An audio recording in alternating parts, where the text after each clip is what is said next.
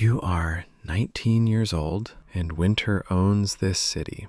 The factory your father gave his spine to is a carcass of broken windows. The men who used to run its machines now sell cigarettes, one at a time, outside the metro. You stand in the courtyard of a gray apartment block, hands deep in your pockets, watching a black BMW idle by the curb, engine running, exhaust curling into the cold like a question. Everyone in the courtyard pretends not to look at it. You don't pretend. A tinted window rolls down. A man with a gold tooth studies you for a long moment and nods at the empty seat beside him. The Brotherhood doesn't recruit, it notices. And tonight, for the first time in your life, somebody noticed you. This is your life, at every rank in the Russian Mafia. Level 1, the Errand Boy. You start as a shestyorka, the 6, the lowest card in the deck. You wash cars that nobody seems to drive. You carry bags you are not allowed to open. You stand outside doors while serious men talk in rooms you may not enter, and your entire job is to be a shape in a doorway. Young, quiet, forgettable. They test you constantly, and they never call it a test. A wallet left alone on a table, the same question asked twice, differently, 3 days apart. An envelope you could open so easily on the long tram ride across town. You don't open it. You are not stupid. You learn the grammar of this world. Who sits where? Who pours the tea? Who speaks last? You learn that the quiet man in the corner outranks the loud one at the head of the table. You learn to hear everything and repeat nothing. The money is small. The hours are endless. But when you walk through your old courtyard, the boys you grew up with go quiet, and something in your chest sits up straighter. Then one evening, you deliver a package to a trembling shopkeeper who begs you,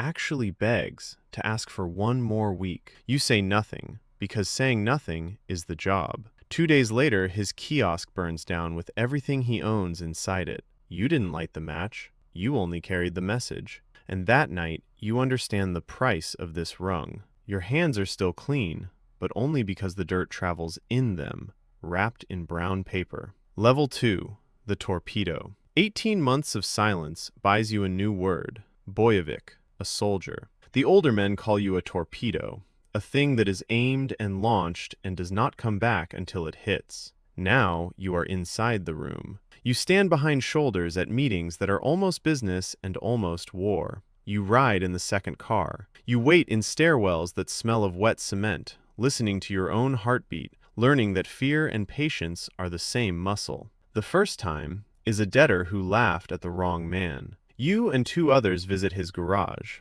You tell yourself it will feel like the movies. It doesn't. It is clumsy and loud and over in 40 seconds, and afterwards your hands shake so hard you cannot light a cigarette. The second time, they shake less. By the 5th time, they do not shake at all, and that is the thing that frightens you, years later, at 4 in the morning. You earn a reputation, reliable. You earn an apartment with a view of the river. You earn respect measured in centimeters. How close to the boss you are allowed to stand in photographs that no one is permitted to take. The cost finds you quietly at your mother's kitchen table. She asks what you do for work now. You look at the woman who raised you, and you lie to her face, smoothly, professionally, without blinking. She nods, stirs her soup, and never asks again. That is when you realize she knows, and that carrying your lie is now her job too. Level 3, the Collector. They hand you a ledger, a territory, 2 streets of shops, a market hall, a row of garages,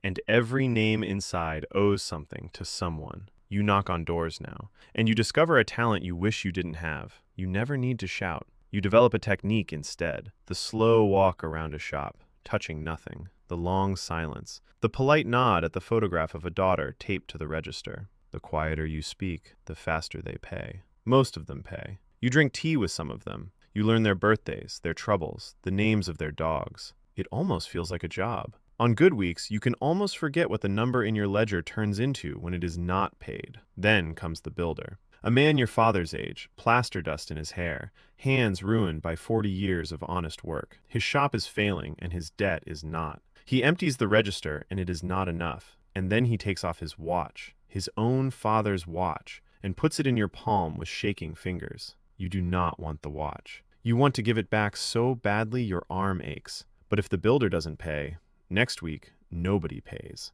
That is the arithmetic of your ledger. Mercy is not kindness here. Mercy is a hole in the wall that everyone escapes through. So you close your hand, and somewhere on the walk home, the cost of this rung settles into you like a stone into mud. You have stopped seeing faces. You see amounts and due dates walking around in coats. A month later, the builder's shop stands empty, and a phone repair kiosk moves in, and the new owner pays on the first of the month without being asked. The district calls this order. Your ledger calls it a clean page. The watch sits in your drawer for years. You never wear it. You never sell it. You just keep it, like evidence against yourself. Level 4, the Brigadier.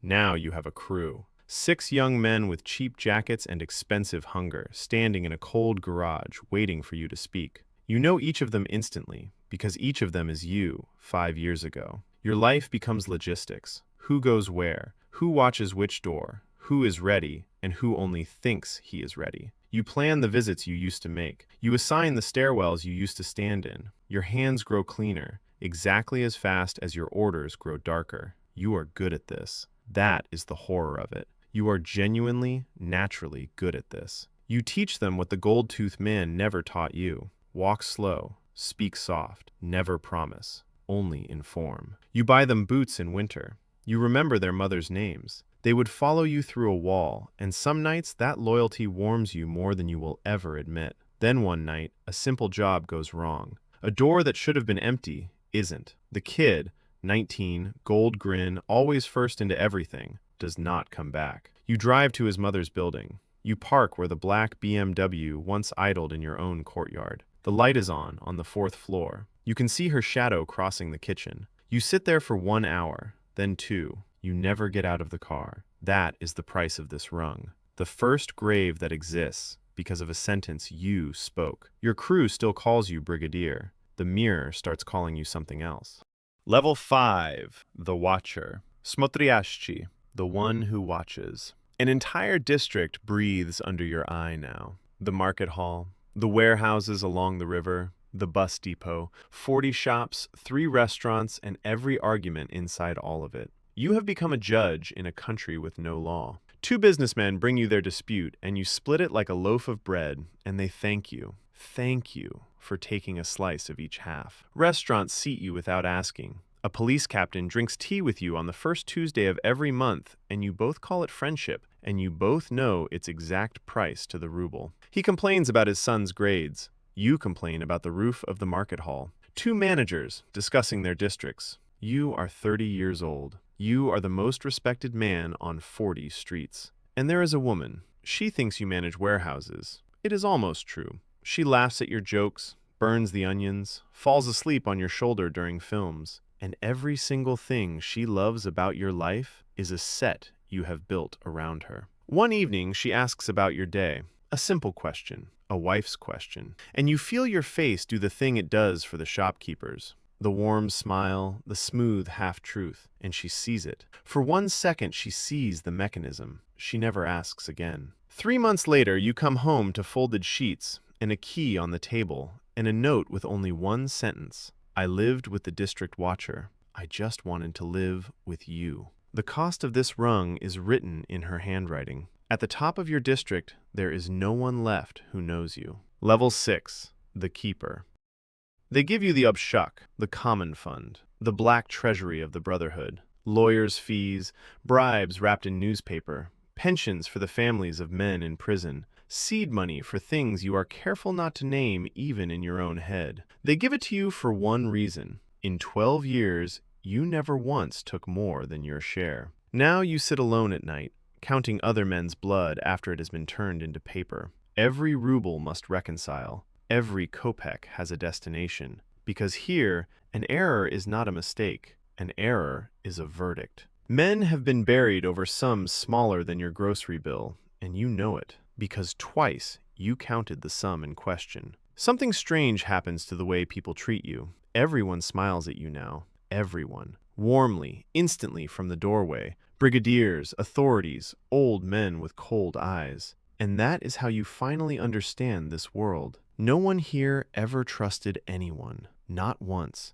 Not ever. Trust was never the currency. The ledger is the currency, and fear of the ledger, and you are its keeper. Once a month, an envelope goes to a woman whose husband is serving his 9th year in the North. She thinks it comes from his old workplace. In a way, it does. You never meet her. You know her handwriting from the receipts better than you know most faces. You develop habits you cannot switch off. You count everything. Steps to the car, windows with lights on, seconds of eye contact. You wake at 3 in the morning because a number feels wrong. And you are correct. It is wrong. By an amount smaller than a loaf of bread. You fix it. You lie back down. You do not sleep. The cost of this rung is not the danger. It is the arithmetic. You have become a man who counts everything forever.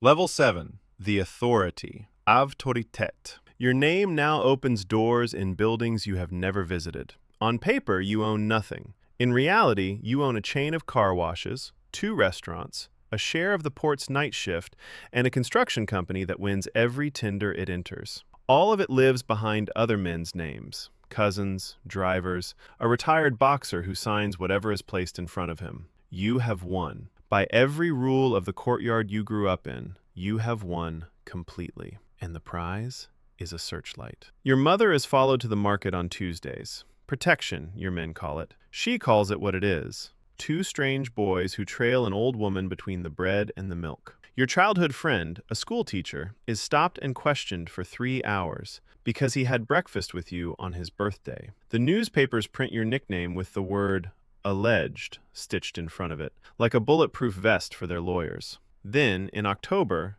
your father dies. The man who gave his spine to the factory. The man who never asked where the money came from and never once touched it. You cannot stand at his grave. Your presence would turn his funeral into a surveillance operation. Cameras in the birch trees, license plates written down, every mourner photographed and filed. So you watch from a car, across the cemetery, through glass. Your mother stands at the grave alone, holding her hat against the wind. She does not look toward the road. She knows better. She taught herself not to look, for you. That is the cost of this rung. Proximity to you is now a sentence that other people serve. Level 8, the Advisor, Sovetnik. You sit at the right hand now, and you speak last. Somewhere along the years, you have become the quiet man in the corner, the one you noticed at 19 and could not read. Boys who carry bags cannot read you now. There is a certain symmetry to it, and you try not to think about what happened to that first quiet man. Wars begin, or do not begin, based on sentences you say.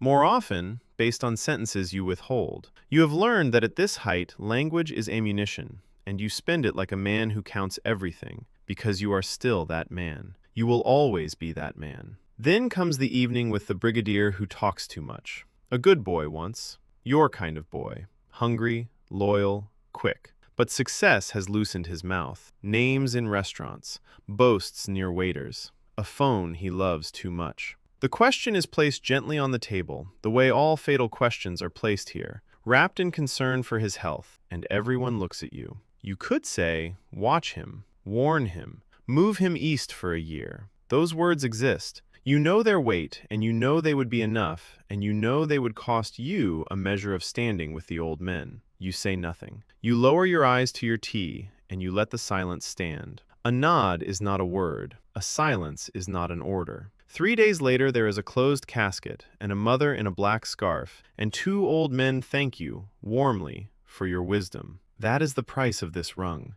You have reached the height where even your silence kills. Level 9, the Crowned.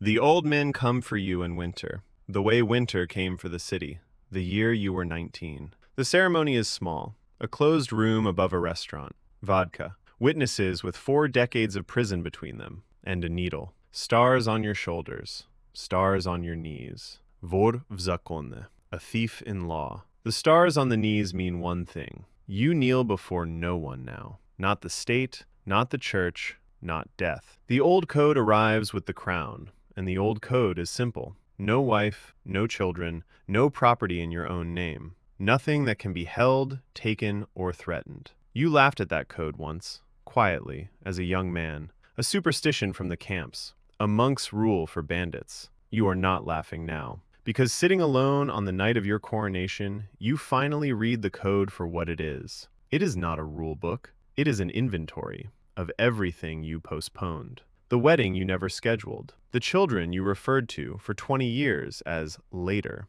The house by the sea you were always one safe year away from buying in your own name, for her, for the woman who left a key on a table a lifetime ago. The code takes nothing from you. That is the joke of it. It arrives and finds the shelves already empty. You kept the code for 20 years without knowing it. They are not crowning a king. They are certifying a vacancy. In the morning, you stand at the mirror while the new stars heal under gauze. Behind you, on the hotel bed, lies everything you own in this world. One suitcase. After 30 years, one suitcase. The code would be proud of you. The cost of this rung is carved into your knees. You kneel before no one, because there is no one left to kneel for. Level 10, the Pakhan.